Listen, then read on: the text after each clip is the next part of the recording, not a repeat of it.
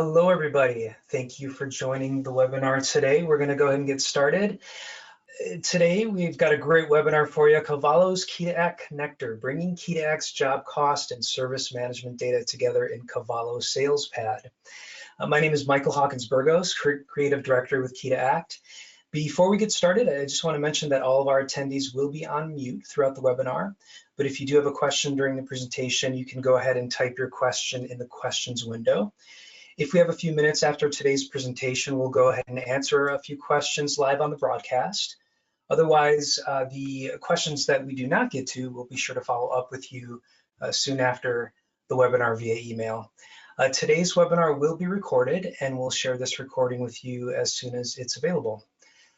All right, we are super excited to introduce you to the Cavallo team, a great Key to Act partner. Please welcome our presenters today, Marco Barrick and Ken Gold from Cavallo. Looks like Marco's going to get us started today. Marco, take it away. Great, thanks for the introduction, Michael. Hello and welcome everyone, and thank you for taking the time to join our webinar. As Michael said, my name is Marco Barrick and I'm an account executive here at Cavallo. We're very excited to have your audience over the next few minutes as we got a great presentation in store for you today. Our objectives for today's webinar include an overview of Cavallo and our Dynamics GP offering. I'll also talk a little bit about the synergies between Key to Act and Cavallo. After that, I'm going to introduce you to our technical sales manager, Ken Gold, who's going to show you a demo of Cavallo SalesPad and talk a little bit about our Key to Act connector. I know we've got a lot of you on today's call, so we're going to make sure we save some time at the end to answer your questions. So, for those of you who aren't familiar with our company, Cavallo is a software company headquartered in Grand Rapids, Michigan. We're experts in helping companies get the most out of Dynamics GP. We're committed to serving new and existing GP users. So if you're on GP and you want to stay there, we're more than happy to serve you there. We're very proud to be celebrating our 20-year anniversary this year with over 1,000 customers and 23,000 active users every single month.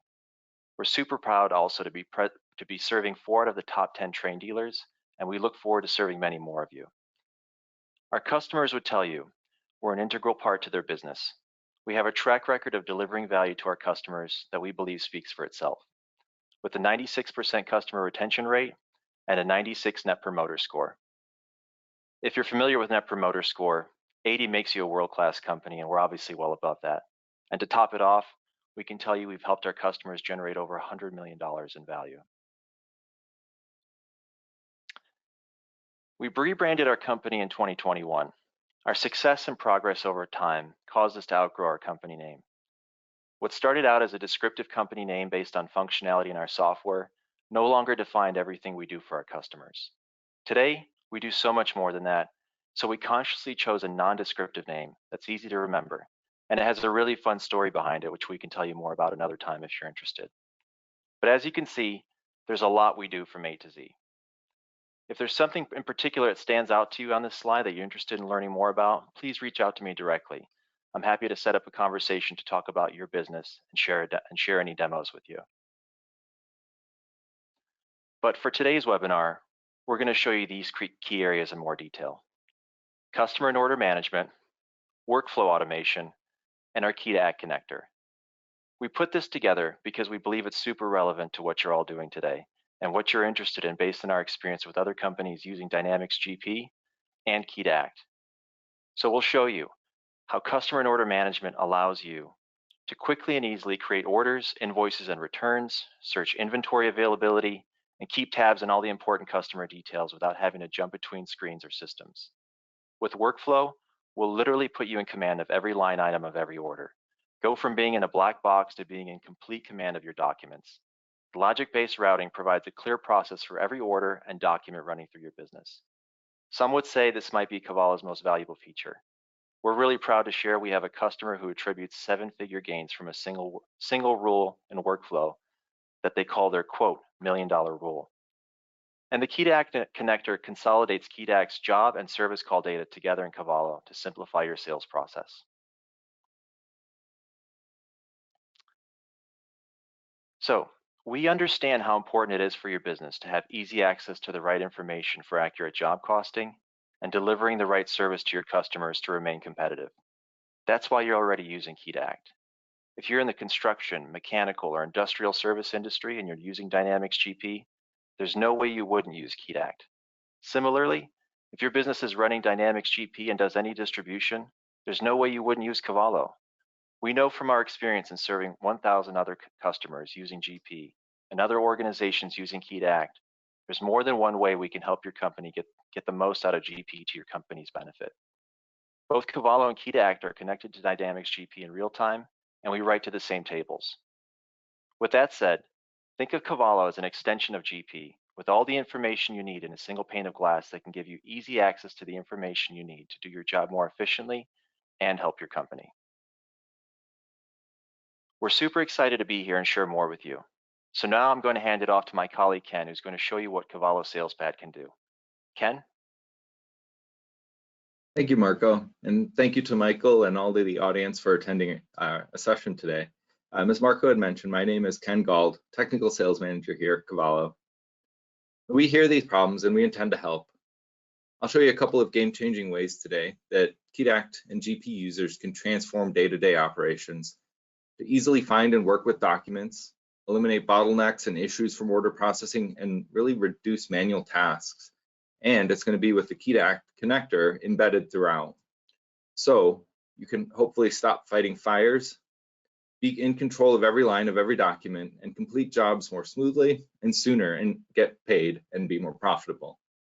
And why we excel, as Marco had mentioned, we've got 23,000 plus monthly active users in SalesPad, transforming the accounting system into a robust order management system, like how Key to Act transforms GP for you for the project management side. We're the best order management for GP, and I'll show you why.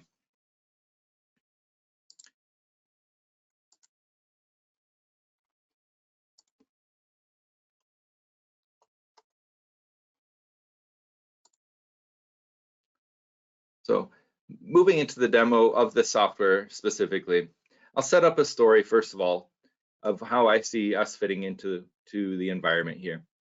Imagine we're a construction firm working with a customer, Mailer State University, a fictional school. We're renovating a couple of residence halls. There's a few months till move-in day. It's a drop dead date. Students are arriving. So whether we're technicians, project managers, foremen, project admins, you all have input into the project and the job to ensure it's successful, both from a schedule and profitability standpoint. So the project manager role, I might have a technician come in with a stack of receipts for expenses, updates to some project timelines and dates, and requests for additional materials. And it's time for me to get to work in SalesPad. So enter SalesPad. Now, it may seem like a lot, and it's very different than what you might be familiar with in working with GP. So let me give you a lay of the land first of all. One thing you'll notice as a great, just really simple productivity tool is it's a tabbed interface. So you can see a couple different things I have open in tabs here. And as we migrate to different parts of the application as well, you're going to see additional tabs open, allowing me to jump back and forth as I need to compare information between screens. Think of when you first used the tab browser. Super simple, but you can't really live without it. Above that, there's a ribbon where there's a lot of different modules where we've grouped like functionality, say things around sales, purchasing, and Key to Act, of course, as well. These are also tailored to your role. So depending on where you fit in, if you're handling activities related to purchasing as the buyer, you can have different ribbon menu options at the top here. So let's jump into entering these documents for the residence hall job and see that Key to Act plugin and plug in areas in multiple spots actually in action. Now, first of all, I'm starting at the customer search screen. I'm going to open up that customer card for Mailer State University and start working with that information. And anyone who's ever had to look up records in GP with the little magnifying glass, you'll appreciate this. Simply, I could put in MAH and click to search, and I've gotten the result for Mailer State University. I can click into the customer record to open that as a customer card as a new tab. While not a focus for today's demo, this is our customer card. It's a hub for all things about Mailer State in one place. So you might recognize a few of the similar things from GP around the customer properties and some of the information in the top left. There's open orders in the top right, so a lot of the things we're active with on this customer. And then tabbed detailed information down below for a range of other CRM type functions. I'm going to kind of bypass a lot of that for today and get actually into entering a transaction, entering a new sales document. Within this, I have links to create a quote, order, invoice, or return for this customer. And even taking it a step further, we can have different document IDs for different types of different business processes. So think part sales. It's a very different type of process. Maybe you pick the parts, you pack and ship them, versus something that's a maintenance order where you dispatch a technician to a site. Those different processes have different underlying workflows, which I'll touch on in a bit more detail later.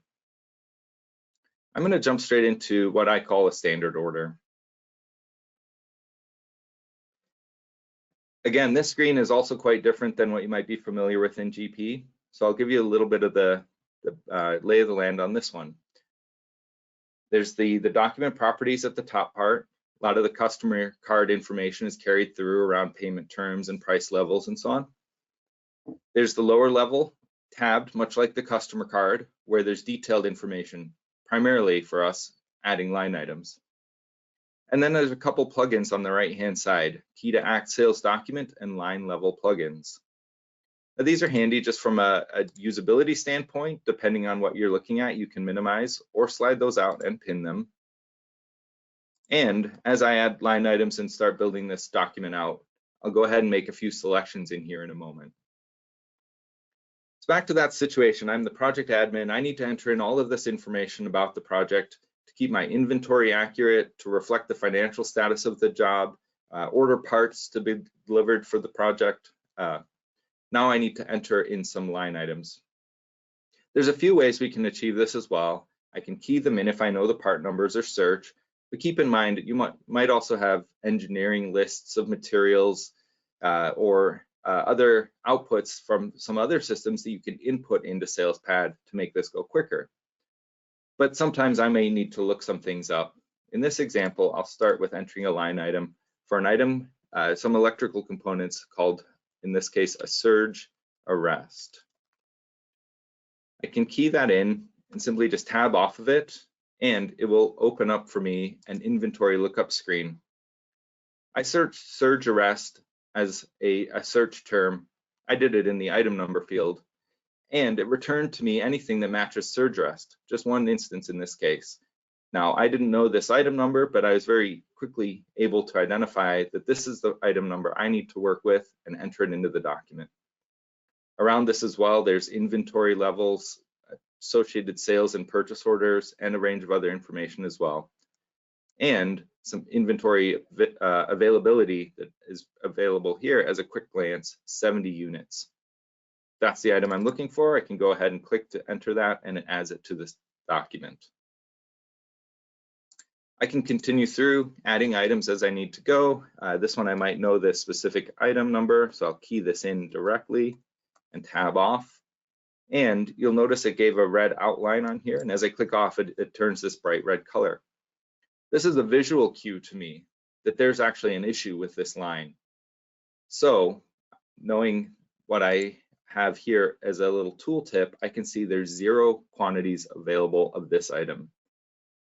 So directly from within the sales document, I can start seeing what's going on. I could maybe suggest alternative items that we do have in stock, or use that information to be able to make more accurate commitments to my customer about when we might get this item. With this one, I'm going to make sure it triggers the back order, and I can even set a vendor on the line. And this will come really handy in a couple steps that I'll show you as well. Lastly, I'm going to add a third and final item to this document.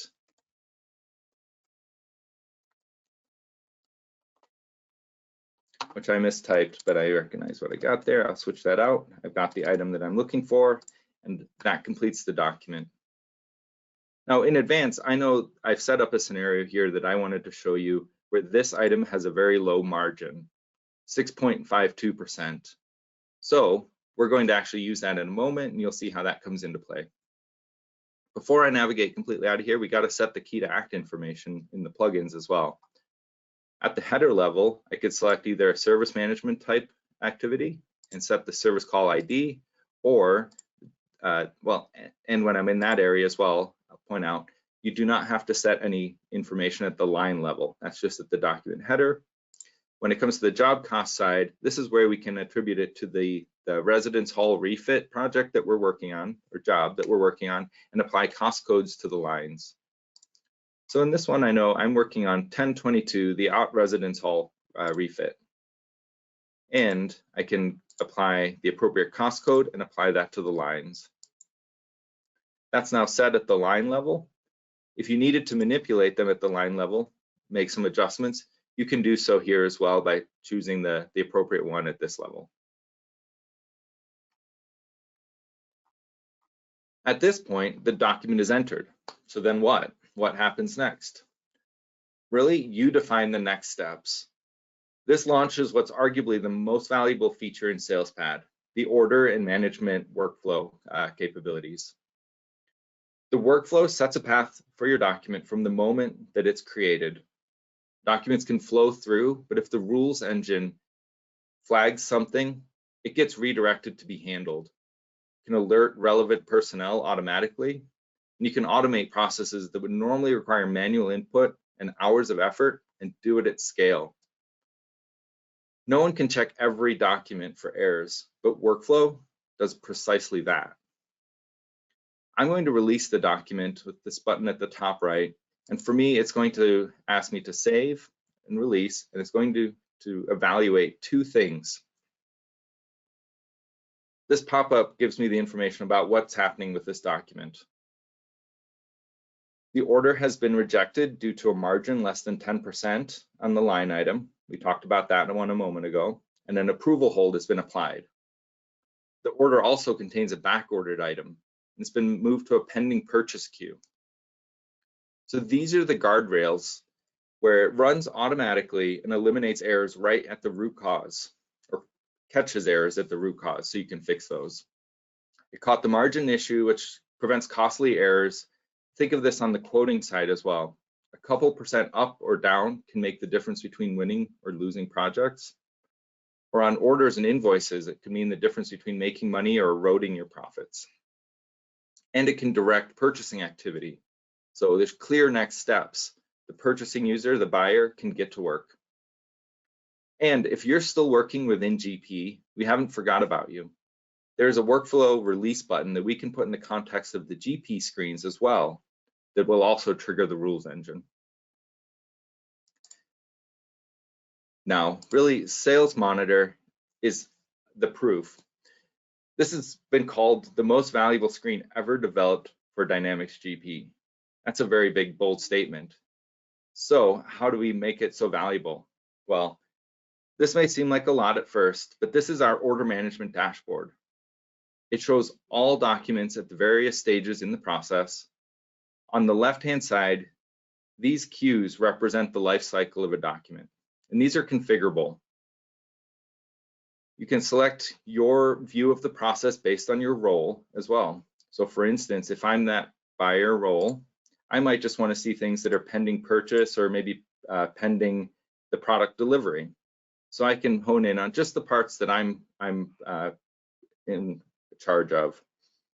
Or on the warehouse side, maybe picking and packing is really the things I need to be concerned with, so I can focus on just those. Or overall, I can see some quick summary information. 21 documents in my workflow at the bottom of that column, totaling about $78,000. Also within here, it's helpful to see some of the counts by queue. If there happens to be a really large count in any one of these queues, it might indicate that there's a bottleneck occurring, and I could maybe reallocate some resources around to clear that bottleneck. On the right-hand side, the majority of the screen, this shows details of each document, and they're grouped by queue.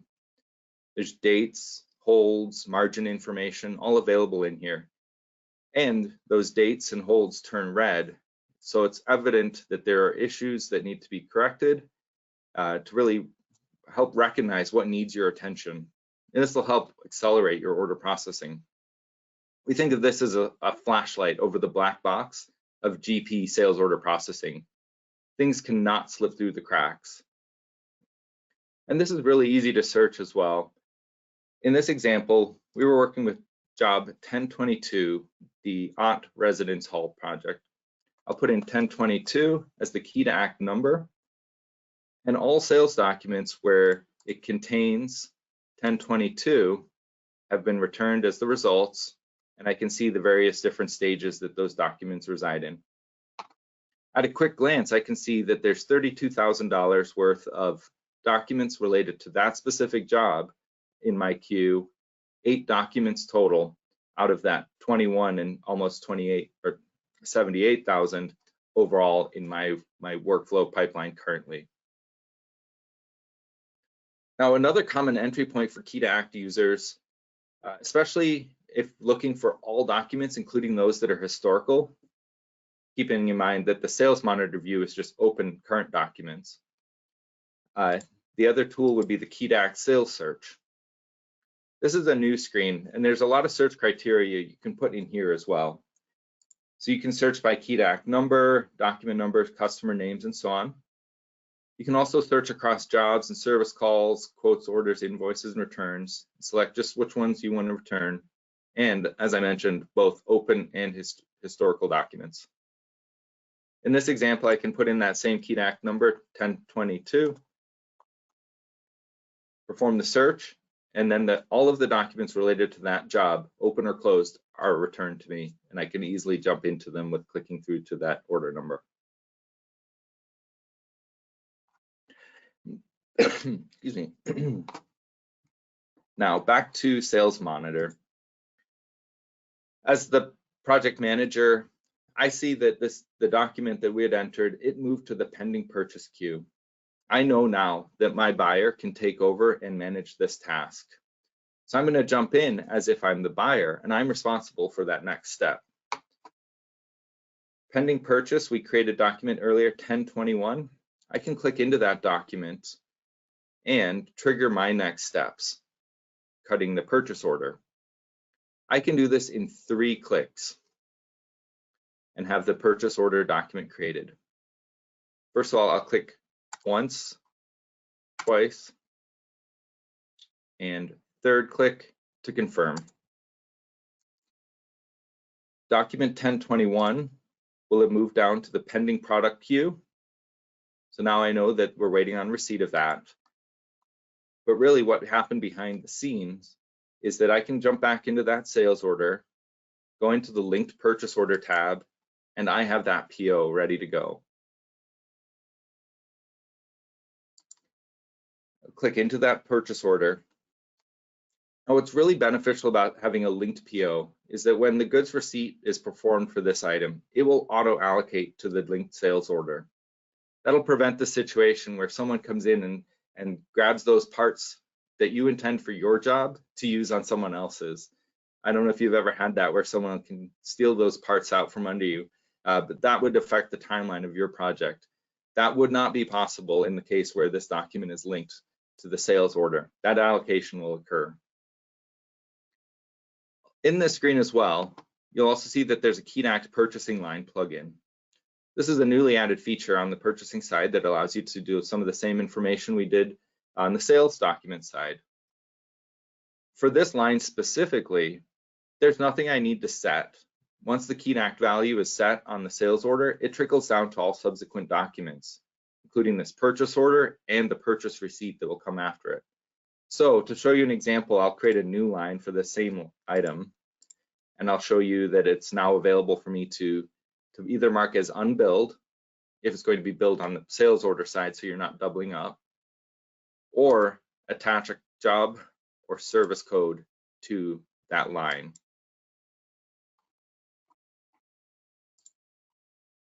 I'll clear off that line so we don't change that PO. Now back to Sales Monitor once again. It's a very frequent stop as it's kind of the hub for all of the activity. Now the document is going to continue to move down the line. The status is clear to all involved as to where that currently stands. the pending product receipt queue where it stands now, it'll keep moving per the process as the next activities take place, with those evaluations and automation triggers continuing as needed. Now, when you get a call from one of your team members out at the site asking where their materials are, you have this view and the ability to query into the document and the purchase order and the receipt data in similar ways to help you answer that question. Now, I've showed the demo so far moving documents mainly by clicking to release it at various different points. Now, we can also take and add a further automation component to this to further reduce the touch points. We can get it such that there's no user input required for workflow movements when you want it to be based on rules and schedules. For instance, we have a lot of customers that use one that say at 5 p.m., everything that's in a ready to invoice queue gets transferred to invoice, creates those GP invoices. Now with that, we can also trigger some workflow actions around printing or emailing those invoice documents out directly to the customer, therefore reducing labor and pressure on AR teams, and they can be confident that it's accurate due to all of the evaluations that have been enforced along the way. Think of other ways this could be useful. It's really open-ended usage for the automation tools within SalesPad. If an order could flow through with just half the manual interventions that happen currently in your environment, how much time would that save? If you have ideas on steps in your process that you'd like to automate, then reach out and we can help judge the feasibility of that too. Now, as the project manager on the Mailer State University Residence Hall refit job, that stack of papers is all entered in the system and things are moving forward. You can move on knowing that everything is tagged with the correct key to act numbers. It's easy to find. You can report on the information from the key to act side in GP as well on the profitability of the Mailer State University jobs and project. All materials are accounted for, parts are ordered to the site so the progress continues on time. Invoices are out and accurate so you can get paid. So with that, I've showed a couple of game-changing ways that we can enter an order with ease and increase the order visibility. Bring up kind of a switch of the screen here. We've raised the visibility and accountability of all orders with Sales Monitor. We've used workflow to control and add automation actions per my business rules, i.e. generating that PO with just 3 clicks. And we can layer in automation to further reduce manual touch points and all the information through our. So thanks again, and Marco, to open it up for questions and discussion. All right. Thanks, Ken. Thanks for your presentation. Thanks. Really appreciate your time today and that peek into SalesPad. Marco, did you have anything you wanted to say before we open it up for a few questions here? I just wanted to say one last thing, and thank you for asking, Michael. I wanted to close with a couple of quotes from one of our most esteemed customers, who's also a Train dealer, Boland. Boland is a commercial HVAC system services and building energy solutions provider. And their general manager, Vince Dawson, said the following about Cavallo, which I thought were some powerful quotes that reiterated a lot of what we talked about and what we showed earlier in this demonstration. And to quote Vince, he said, "I love the system and using Sales Monitor improves my everyday life. The biggest gains we see over using GP with Key to Act is that it now takes less than half the time to process an order. SalesPad from Cavallo makes us more efficient.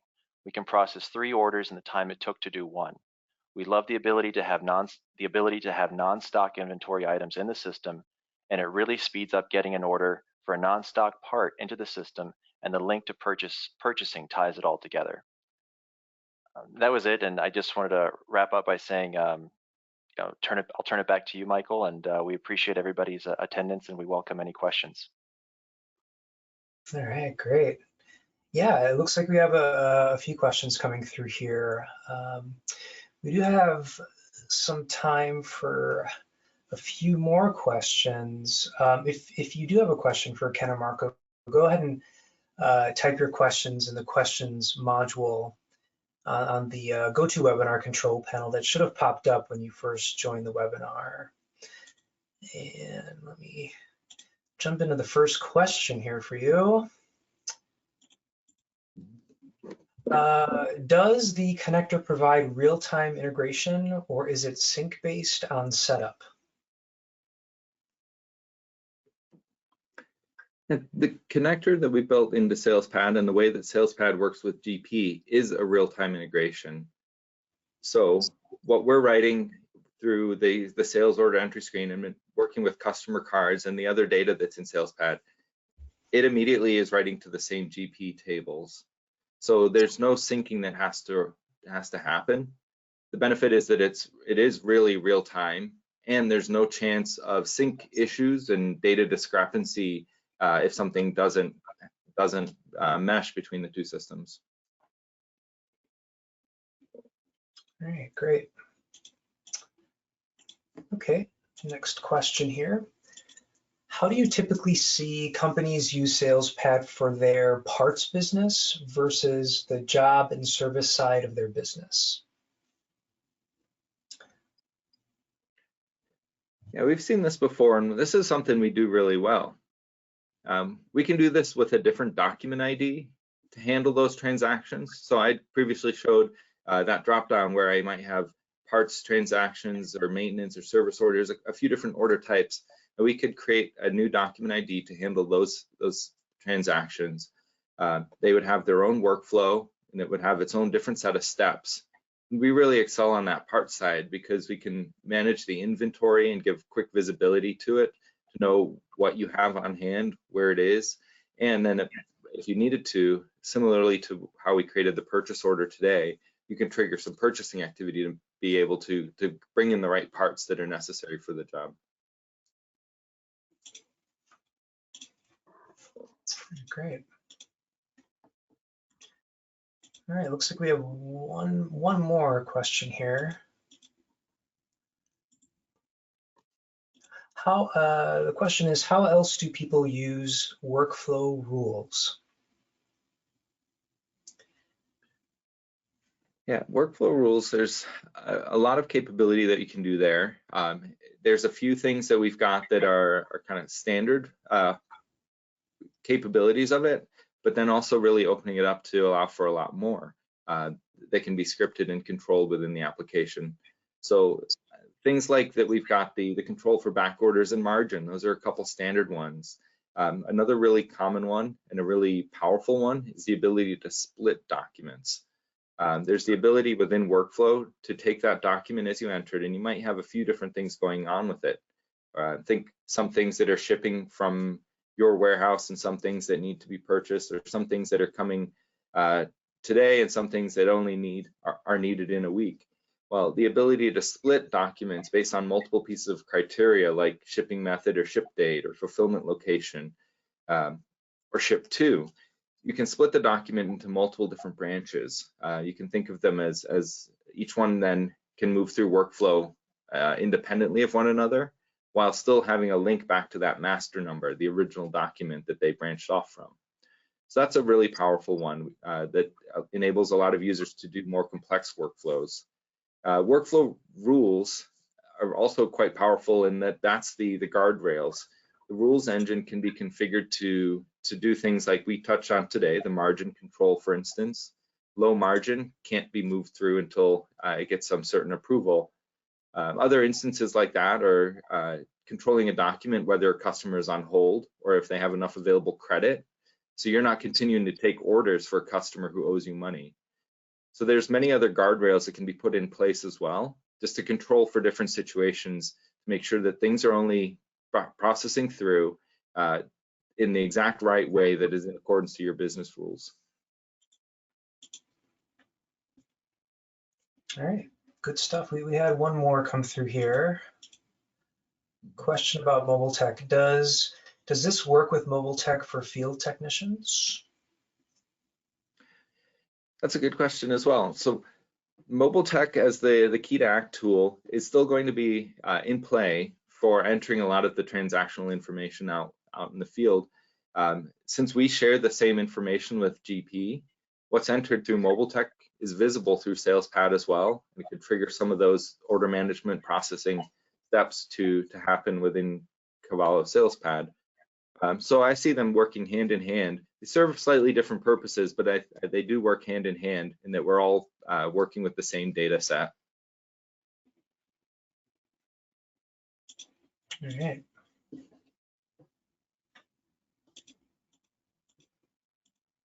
Okay. Another question here. When using the job/service call connection, what is happening on the key to act side within the job or call? Does it show as cost? Is there a JE created to WIP? Or is it just tagging the order/invoice with the call/job for the inquiry? Is that pretty clear? Yeah, if I understand that right, it's more the latter where we're capturing the job and the cost code at the point of order entry, but the processing still happens in the same way that it normally would as if you're creating those documents in GP.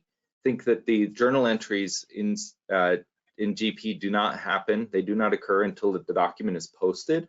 It'd be similar in SalesPad. We're creating the documents, attributing the cost codes and the job and service call IDs, but they are picked up and reported on, and the profitability is really determined on the accounting side of it, which does remain to be GP.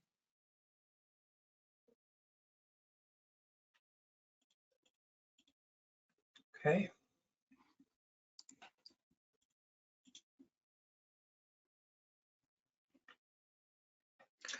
Another point on that, if I may add, that may help clarify what our relationship with it is as well, is you can think of it this way. The setup and maintenance of the projects and the jobs and the service calls and the cost codes that are applicable to certain job IDs, the maintenance is all still done within the same screens that you're currently used to working with for Key to Act within GP. It's the actual transactional data that's entered through SalesPad that then uses that data. So it doesn't disrupt a lot of the same things that you're used to working with. What it now enables you to do is use SalesPad with that same information while taking advantage of all of the optimizations that we have around the order management aspects of the process. All right. Here's a question on licensing. Are quote unquote seat licenses for SalesPad the same as GP licenses?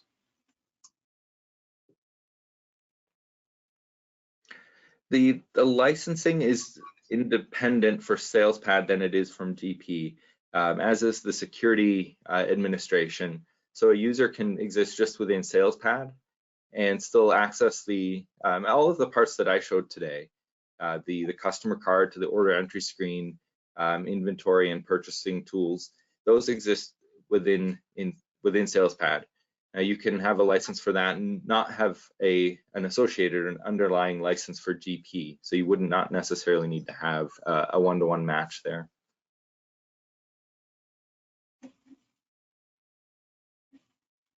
All right, great. I do think that does it. Good timing. We're coming up on that 45-minute mark right around the corner, so we will go ahead and wrap it up, I think. If any of the attendees have additional questions, you can go ahead and reach out to your Key to Act CSM, and we'll follow up with you soon after the webinar. As I mentioned earlier, this webinar was recorded, and we'll share this recording with you as soon as it's available. And just a note to stay tuned in 2023 and keep an eye on your email inbox. We'll have more great webinars coming at you as a part of our 2023 Key to Act webinar series. So that'll do it. Thank you again to the Cavallo team, and thank you, Marco and Ken, for your presentation. And of course, thank you to all of our attendees for joining us today. Have a great day, take good care, and we'll see you next time. Bye, everybody.